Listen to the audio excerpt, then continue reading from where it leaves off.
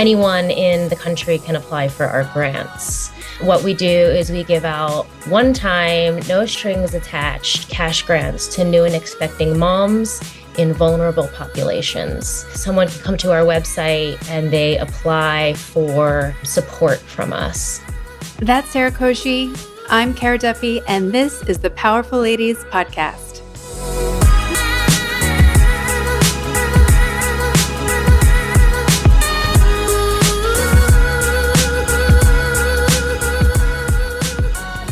I love it when podcast guests immediately recommend someone else to come and talk. And that's exactly what happened with you. I was talking to Maylee, and she's like, you have to talk to Sarah. Like, you have to hear about this. You have to come to the race. And we were automatically a yes before she even finished talking about it. So let's tell everyone who you are, where you are in the world, and what you're up to. Yeah. Hi. Thanks for having me. And thank you so much for signing up right away for our race. My name is Sarah Croce, and I live here in Venice, California, where my not-for-profit is headquartered, but we service the entire nation. So even though we are incorporated in Los Angeles, anyone in the country can apply for our grants.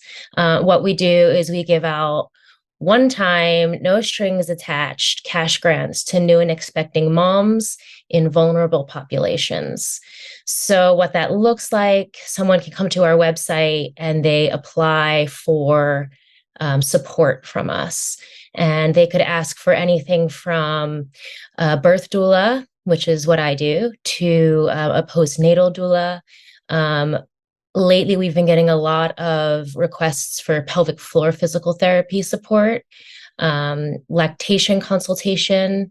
Sometimes it's as simple as asking for a few pre or postnatal massages. So there's no limit to what you can ask for. And from there, we look at those applications one by one on our board. And yeah, it's been a truly impactful 3 years since we've been working on this. Well, and what made you decide that this was the space that you needed to create a nonprofit, and this was the group that you needed to help? Yeah, so I have been a pre and postnatal Pilates and yoga teacher for 17 years, and I became a birth doula about 9 years ago when the women who I was helping preparing for birth started telling me, I was channeling you in the birthing room and I wish you could have been there. And I started to think, okay, probably I should become a midwife, actually, is what I thought.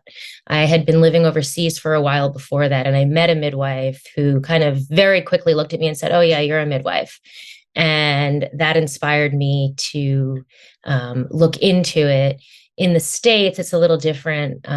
Becoming a doula is a little bit more like becoming a midwife in a lot of other countries. So I started with becoming a doula. And in that, I saw that the people who probably needed my services the most were the ones that really couldn't afford me. And so I mean, this is the short version, but I, in that process, met a few other like-minded women. One of them is an attorney in the nonprofit space. One of them is in OBGYN. And the three of us kind of came together and thought, why don't we kind of figure out a way to make these services affordable for the people who need it the most? Mm-hmm. Well, and I even want to go back to like how you became a pre and postnatal Pilates instructor, because there are many people who choose many career paths, but they have nothing to do with babies and birthing. So was that space always something that you were attracted to? Was it your own personal experiences? What was it about that stage of someone's life and that need that attracted you to begin with? Yeah, it's a good question. And I kind of feel like it found me. I was a dancer growing up, and when I was in college, I had a pretty bad car accident, and I had to have surgery on my leg as a result of that accident. And in my physical therapy, luckily, my physical therapist used a reformer, Pilates apparatus. And so I fell in love with it. And I thought, all right, let me get certified in this just so I'll always have the machine at my disposal. I never thought that I would actually do this, definitely not full time, many, many years later. And my first job was on the Upper West Side of Manhattan at a reformer Pilates apparatus studio where a lot of the women coming to me were pregnant. And I had done briefly a very short prenatal training. But because I'm a trained singer as well, I think I had a good understanding of diaphragmatic breathing. And for some reason, I would disclaimer, do not have children. I've never given birth, but I have this really good understanding of lifting up and bearing down using the breath. And so I was, 20 years old teaching these women how to breathe from a place of intuition through their labor. And like I said, it kind of chose me. And then I became a yoga teacher shortly after. And it just kept happening to me. Signs kept coming. Yeah. No, I love that. I'm also yoga trained, and the level of which they mostly scare you about anyone who's pregnant. And when I was going through the course, I actually helped consult also in making this specific program. But I was appalled at what they were talking about in regards to pregnant women. They're like, they can't jump. They shouldn't get hot. I'm like, I'm Mhm. sorry. Like, who wrote this guide? Because I personally know women who are doing CrossFit until their 8th month of pregnancy. And then I know other women who have done absolutely nothing and had, unfortunate things happen. So it's such a personal journey. And the idea that these amazing tools of, yoga and or Pilates, where their first impression is just scaring you away, like, don't touch them. When Yeah. in fact, like, they need it at such a different level. I was just horrified and or amused by how scared we are in Western culture of pregnant women. Yes, we're treated like we're sick and we're not. Yeah. Yeah. So then when you saw the women that needed your help, there's so many statistics about how the US is horribly low on lists of successful births and successful pregnancies, especially for women of color, especially for women of poverty. It's embarrassing based on where we rank in other statistics versus our other Western countries. What is the reality that low income mothers are dealing with so that people have an understanding of how valuable your nonprofit is to them? Yeah, I think one of the biggest issues is just that women aren't believed. And when they're on their own and they're in a hospital, especially women of color, especially Black women, um, if you're in a hospital and you're alone or you're, say, just with your, male partner, and both of you are first time parents, the birthing team or the hospital team, and nothing really against them. First of all, they're understaffed. And I always say this, that birth is as mysterious as life itself. And so there's a lot of unknowns. And the mom, the birthing woman is the one who kind of really knows what's going on in her own body. And a lot of times she's just quieted and told that, whatever she's feeling is normal. Um, Mm-hmm. but if you have an advocate in the room with you, or alternatively, if, say, you have a postnatal doula coming to you after, because there's a very strong lack of care postpartum, and this is where a lot of mortality happens after birth, when the mom and baby go home, someone there to say, hey, be the squeaky wheel, advocate for yourself as I'm advocating for you. And that alone, I mean, the statistics are crazy around how the mortality in this country when it comes to maternal death is largely preventable. And like I said, part of that is just not having enough manpower and then not having enough people advocating for themselves. And I think it also leads into something you said earlier of how women aren't listened to, but then there's so many things about the conceiving, pregnancy, birthing, postpartum spaces that we are not preparing women or men for, or whomever is in the relationship for, because it's something that is still occurs as such like a 1950s approach of like, oh, it'll be fine, it'll be great, like focus on the baby shower, focus on the, the first birthday, everything else in between, you'll figure it out. Yep. And it's like, no, but everything else in our lives has a checklist or an SOP or a manual or just even like the realities of what it is. Like there's obviously there's been the meme joking about how men don't know that women don't pee out of their vagina. So that alone should be a sign that we have some major problems. Right. But there's so many things that even women don't know about their cycle, about how to get pregnant or not, like what you should be aware of, what you shouldn't. It's embarrassing. And for women who are listening to this and are now freaked out, what are some basic resources you would recommend they find or get to feel like they're more knowledgeable than not? Yeah, I think the first thing is just to keep in mind that even though, women have been giving birth since time eternal, that doesn't necessarily mean that it's easy or simple, and that your individual experience matters. And there are so many books and Googleable websites out there to tell you kind of what to expect and all of that. So it can become very overwhelming.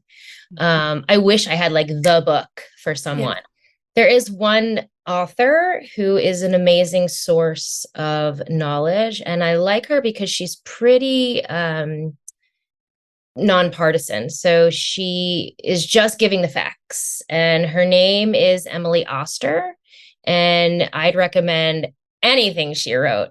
And she actually just put out a really great article about why you might want a doula, which is really cool. Especially in the past, I swear, 2 months, I've seen more about doulas than I have ever.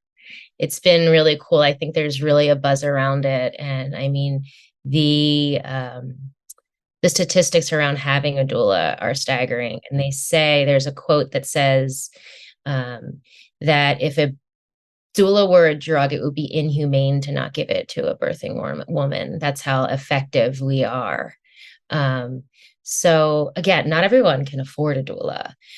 So I think the most empowering thing you can do before giving birth is educate yourself as much as you can without necessarily having a set in stone plan.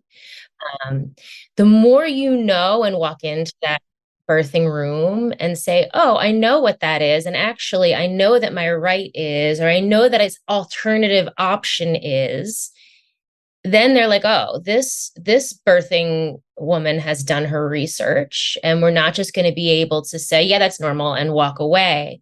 We're going to spend a little bit more time on this person. So I think that would be my number one advice, would be to empower yourself with knowledge. And anybody listening who has any questions, you can slide into my DMs. I am so happy to send you resources, to have a quick phone call with you. I do that all the time. I'm actually not taking births right now.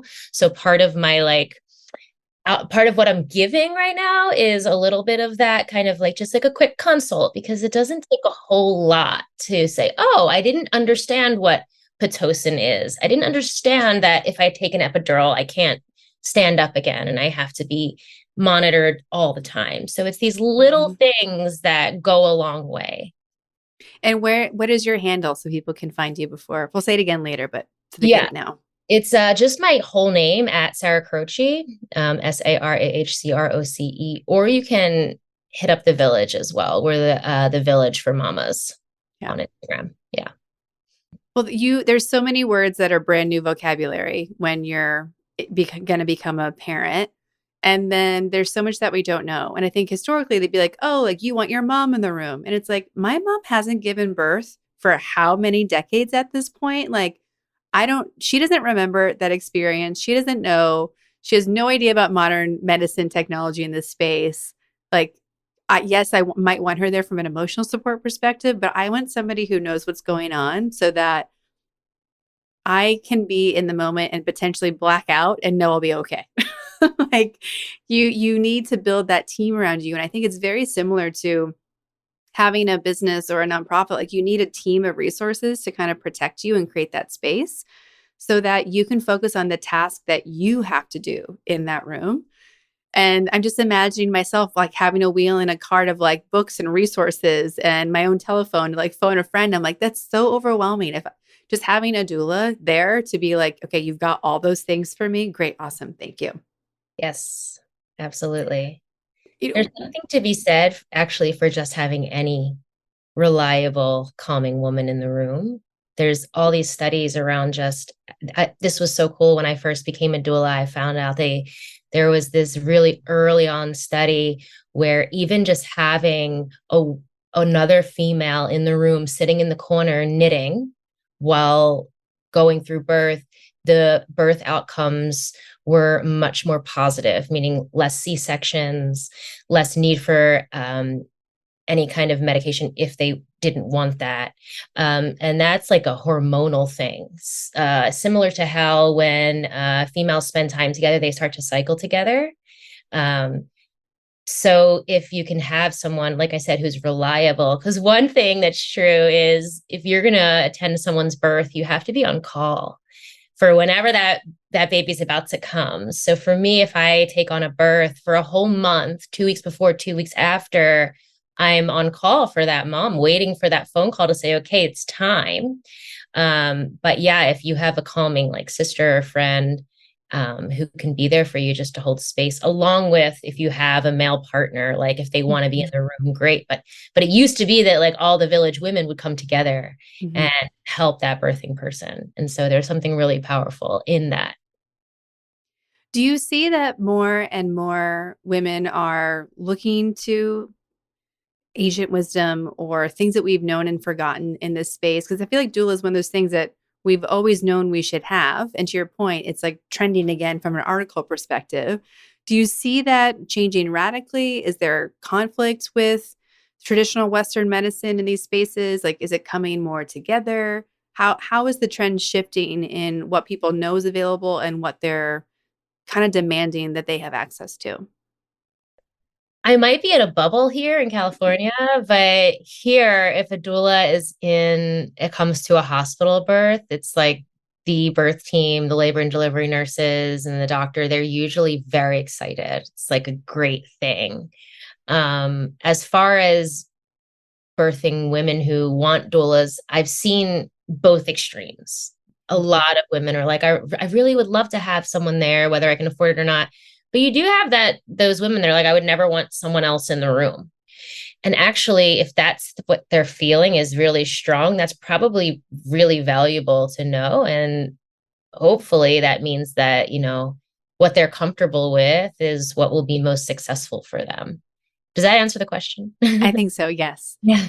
Well, and you mentioned earlier at the top of this episode about how there are like there's lactation consultants, there are different massages and techniques, there's acupuncture that's recommended. There's all these things that help a mother feel their best as soon as possible and to make the connection with the baby as soon as possible and just to know what they're doing, like the physical, emotional, spiritual elements of it.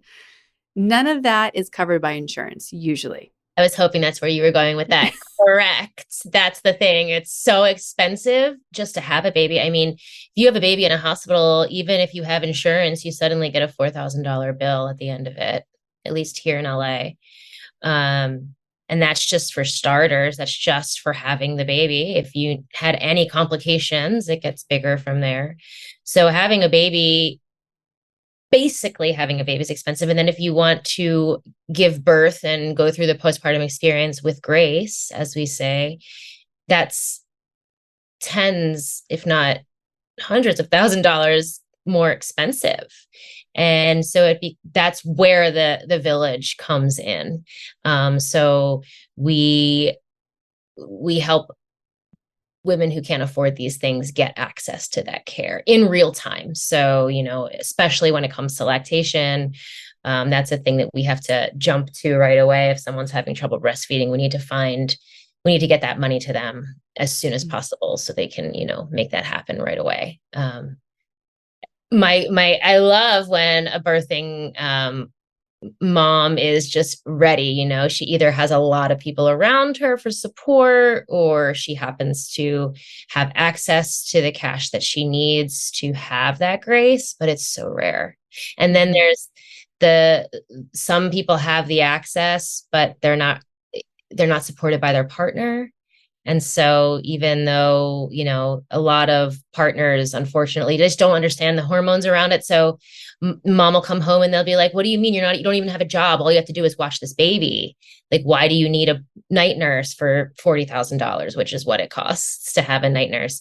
But if you don't have your mom or your sister or anyone around, I mean, to have just a baby every night in those beginning stages without any help is so hard. It is so taxing mentally, physically, all of it. Yeah. Well, and there's so many studies about how critical sleep is and how I don't remember the exact stat now, so maybe we'll include it in the show notes, but it's essentially the not sleeping enough and driving is the same as drinking and driving. Worse than. Right. There you go. So, and that's driving. What about anything else? Like, you would never leave a baby with a drunk person for the day. And that's what we're asking moms to do when they've been up all night. Right. And I don't really know what the full solution is, because yes, we are impactfully helping one woman at a time, but my yearning deep down is that this becomes, like you said, included in insurance. And I think that's the bigger vision of the village. Like I said, I have a lawyer and a doctor on my team who wish they could be here today.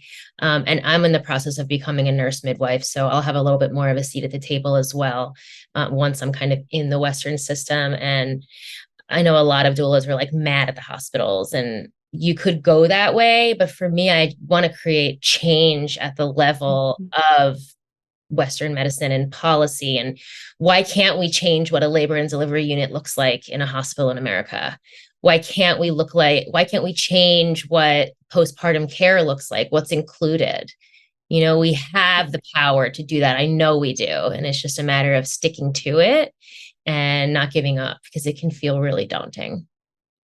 Well, and you're in a unique position as well, because while people are giving birth every day, like, the people who need it the most aren't in that cycle every day. Like, you're in it every day. And Right. so there's a really interesting tug of war of everyone who knows they need it, and then they're like, okay, I don't need it now. And so it's like also capturing that energy to remember that we need it all the time for everyone. And I do think being here in California does have an advantage. That, I mean, I think about just, thinking about having to give birth in a place like Mississippi, which has great hospitals and great doctors, but doesn't have a culture or all the resources that you have in Southern California, let alone the knowledge and other people who are even talking to you about it. Right. Which I don't know. I believe it's Mississippi. I was just looking at the statistics, who does have the highest maternal mortality rate versus the lowest mortality rate, California. Yeah. So there is, it's just that advocacy aspect of it is so mighty. And thankfully, we're hearing more about it. It's gaining traction. Yeah. Well, and one way that it's helping to gain some traction for you guys is you're doing the Miles for Mama race, which I'm excited to be a part of. I'm excited to be inviting all the Powerful Ladies community and anyone in the Cara Duffy coaching world as well to come join us. Let's tell everybody about that race, what it does, and where they can sign up for it. Yes, absolutely. I guess we can drop the link for the registration. We are congregating at North Beach Playground, so it's on the beach in Santa Monica, not bad. On September 24th at 9 a.m. This is our third annual. The past 2 years have been so fun. Last year was even more fun than the year before.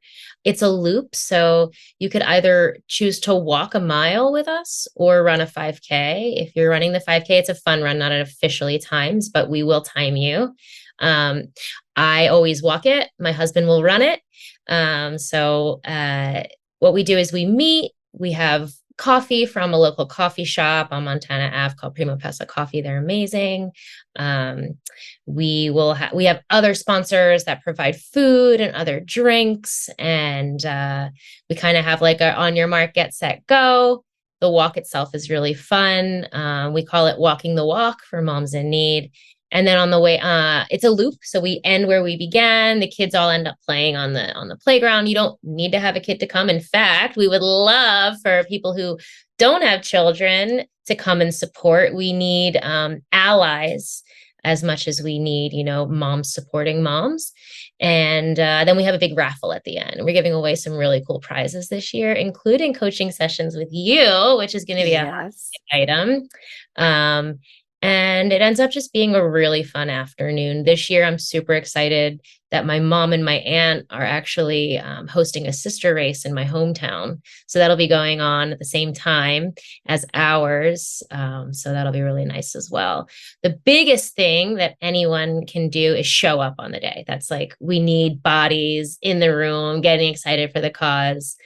But if you want to take it the extra mile, you can ask people to sponsor your walk or your run. So you can, once you sign up, you'll get a little individual fundraising page that says on September 24th, I'm walking the walk for moms in need. Would you like to sponsor my race? Like even $5 counts. My husband sent it out to his family. He has 9 brothers and sisters, and he quickly had $500 that he raised. So it can happen pretty quickly if you have like even just a small community around you who wants to support. Mm-hmm.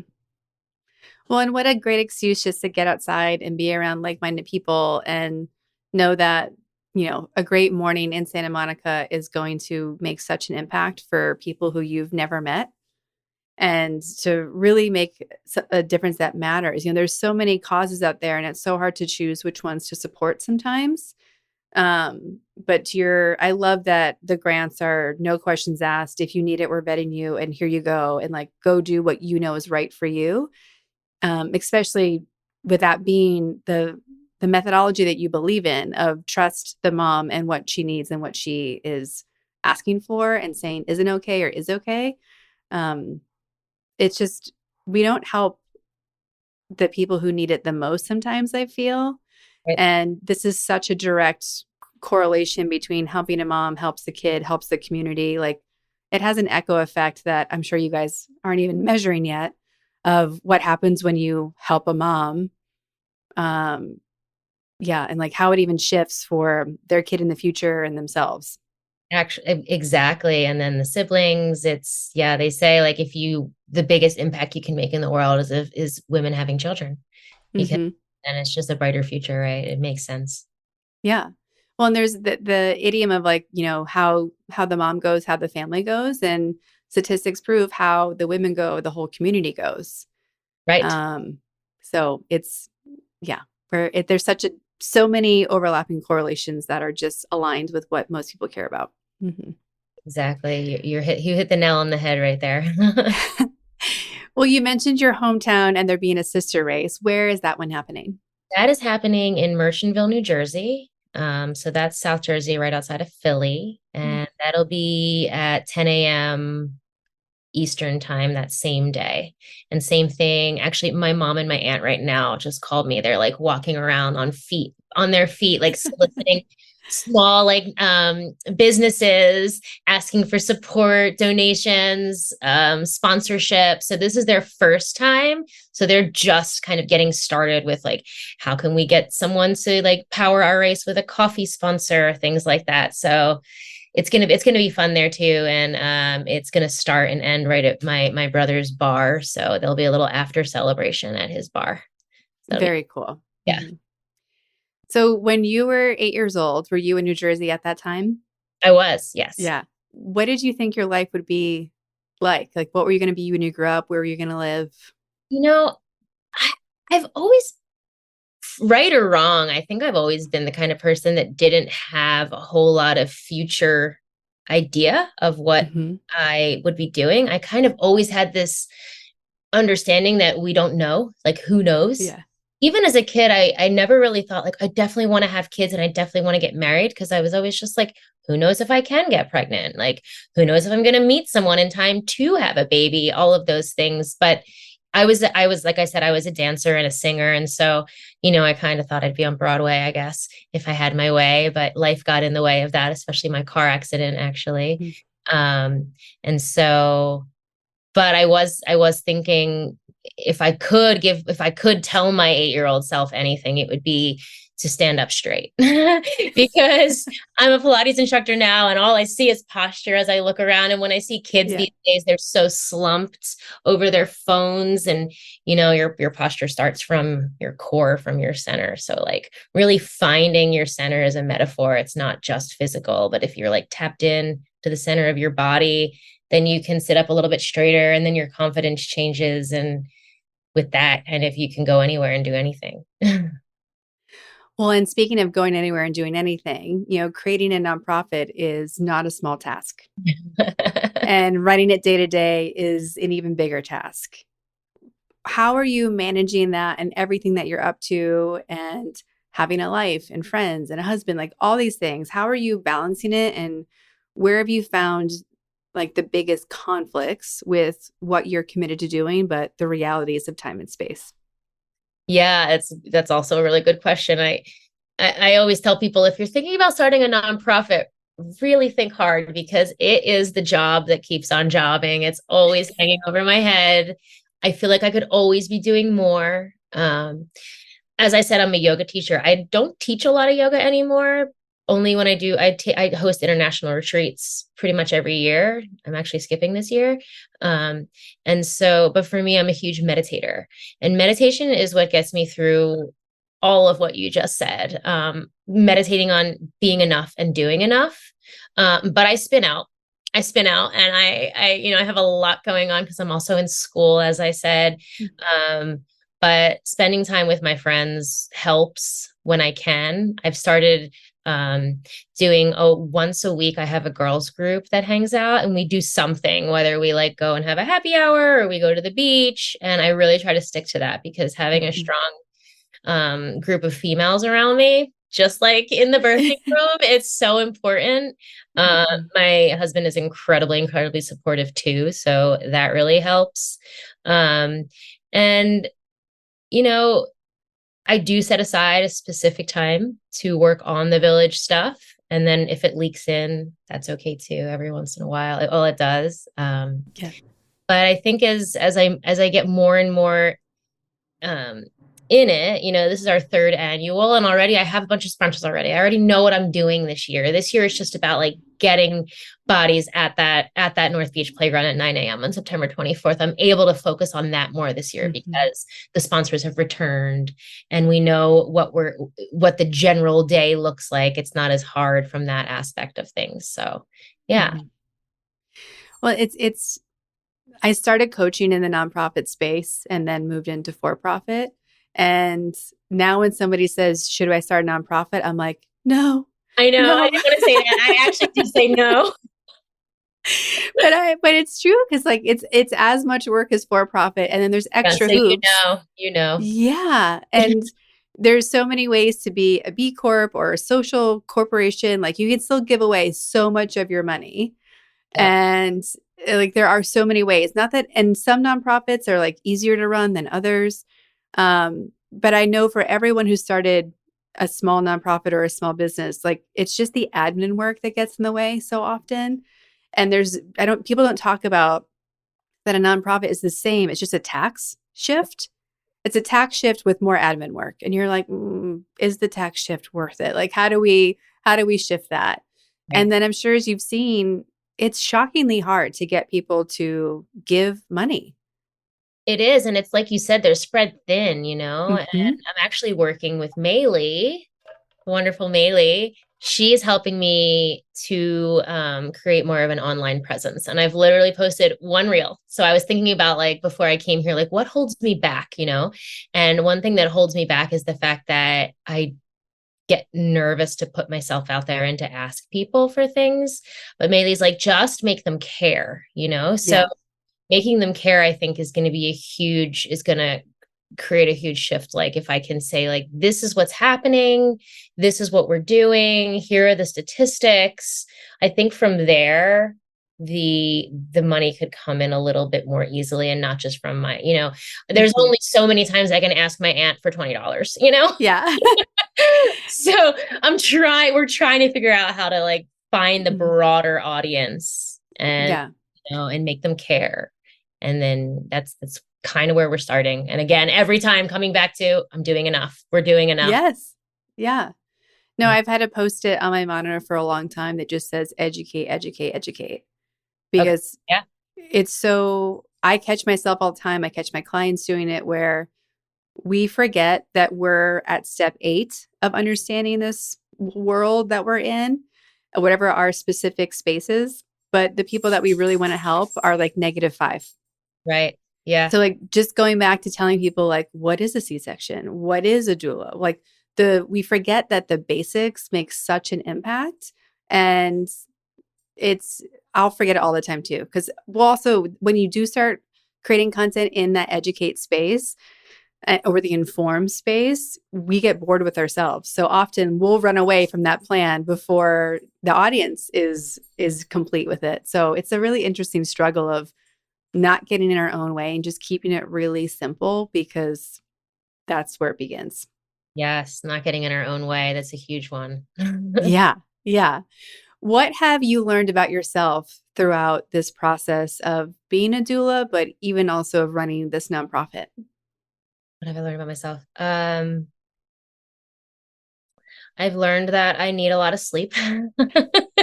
And it gets in the way. I like don't have enough hours in the day because I like my 9 hours of sleep a night. I tried for a while to just like sacrifice that to get things done. Um, but it's important to fill your own cup, right? Before you can give out. So I've always known that, but I learned that in a new way doing this work. Um, I've learned that I'm pretty good at asking for things. Um, I've learned that to have a nonprofit, you either need a lot of money or a lot of time.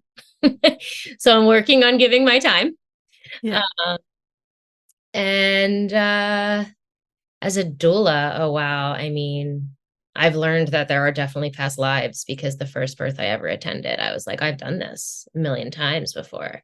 And then it comes back to the witchy midwife in Australia telling me that I was a midwife after she met me for 5 minutes. And I was just like, okay, like I've always kind of looked at that as something that's probably true. And then that happened, and I was like, whoa, okay, this is definitely something that's been there before. And that I'm kind of, like I said, called to this work. This work found me.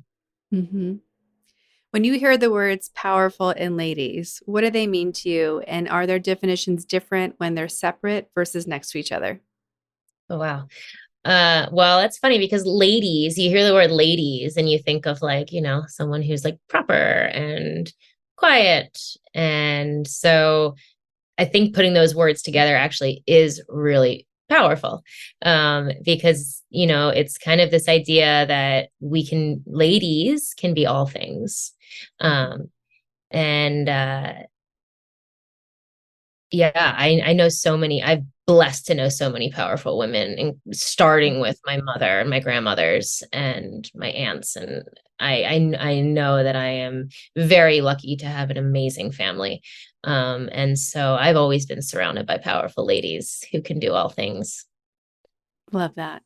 We ask everyone who's on the podcast where you put yourself on the powerful lady scale. If 0 is average everyday human and 10 is the most powerful lady you can imagine, where would you put yourself on that scale today and on an average day? Wow. Um, well, I'm I'm not great at giving myself accolades. I will admit that. I'm working on it. So I'd love to say like I'm an 11, like yes. Um, but you know what? I'm going to just say it. I'm going to say it. I think that I'm a 10. I think that I'm a 10 today in this moment, um, to be putting myself out there, even on this. I've never done a podcast before, so this is all very new to me. On an average day, maybe a 7. Mm-hmm. Yeah. Yeah. No, and you're doing great. Nothing brings me more joy than knowing that this is someone's first podcast. So thank you. There's so much that you're up to, and I'm sure so many people do want that consult with you, do want to support the Miles for Mamas. Where are all the places they can find you? Websites, handles, all the things to connect, support, and help you. I think if you are welcome to go to our website, we love people to visit our website and get to know us. That is thevillageformamas.org. But our Instagram is probably where we're most engaged. If you click in our bio, we have a link tree that says like donate, that says, sign up for the walk. And that most importantly says sign up to receive support or apply for support. So if you're listening to this and you need support, you're the ones we're talking to the most, right? You're the ones that we want to visit us and tell us your story. We have a really short application on our website, or you can access it right through our Instagram and just tell us what's going on. And we look at every single application. So we will see it and we will get back to you in 7 to 10 days. Always. Perfect. And for people who want to consult from you or want to work with you directly? Yeah, like I said, either right through, I sometimes joke that I am the village. So if you DM the village, you're going to get me. But you can also follow me directly. I have so much going on that I don't really have like a doula page for myself. It's just like all Sarah Croce, at Sarah Croce is where you can message me and just say, hey, like I am pregnant and I am lost. Like, I'll be like, let's chat. Let's get on a phone call. It's the best time I can give, because it's really easy for me. Like you said, I'm at the 8th step.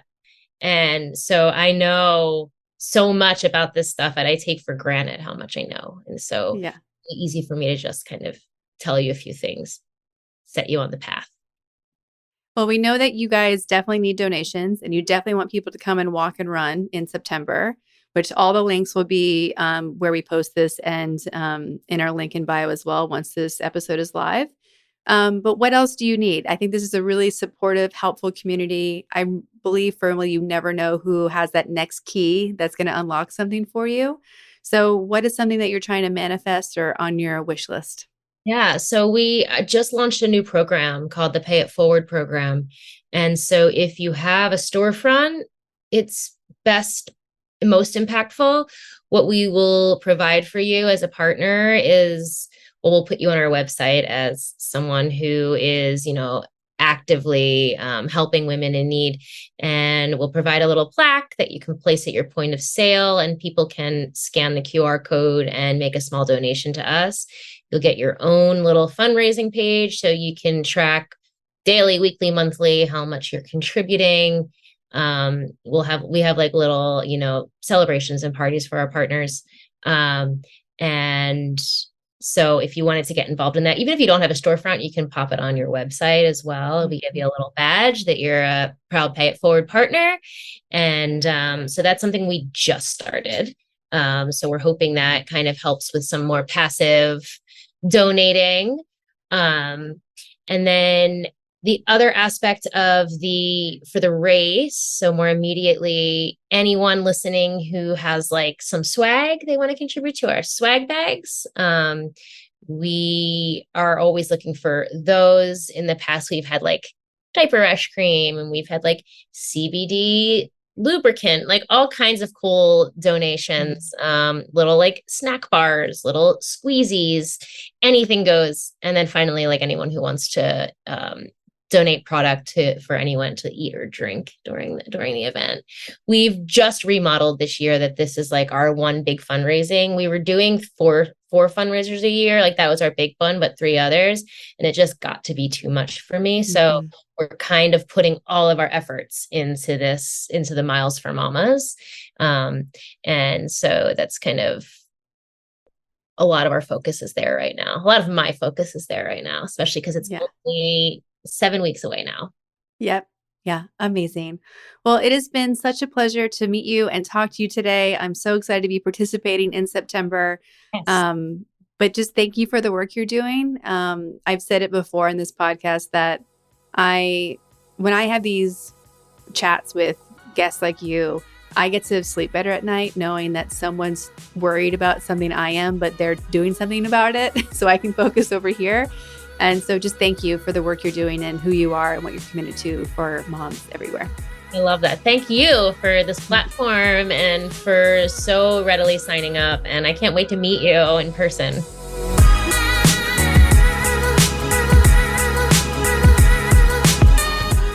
All the links to connect with Sarah, the Village for Mamas, and to sign up for the Miles for Mamas event are in our show notes at thepowerfulladies.com. Please subscribe to this podcast wherever you're listening and leave us a rating and review. Come join us on Instagram at Powerful Ladies. And if you're looking to connect directly with me, visit karaduffy.com or Kara_Duffy on Instagram. I'll be back next week with a brand new episode. Until then, I hope you're taking on being powerful in your life.